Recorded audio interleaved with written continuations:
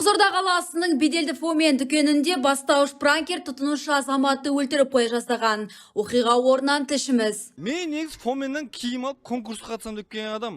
Ол жақтан 3-нен бастап конкурс болып жатыр екен ғой. 25 мыңға киім алсаң, там неше түрлі iPhone, миллиондаған ақшалар, неше түрлі подаркілер.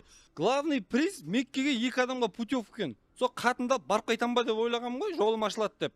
Сонымен жаңа пранк па, сранк па бірдеңе түсіріп жатыр екен. Шошып жіберді. Мен жүрегім нашар, өздерің білесіңдер ғой.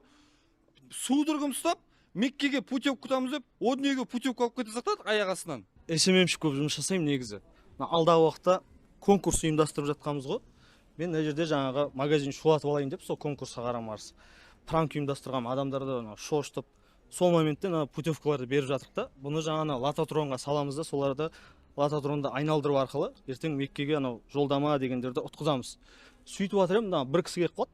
Как раз шошытып қоямын, құлатта судырып ұстап. Өзім шошып кеттім, дірілдеп, әлі сөйлей алмай тұрмын ше содан.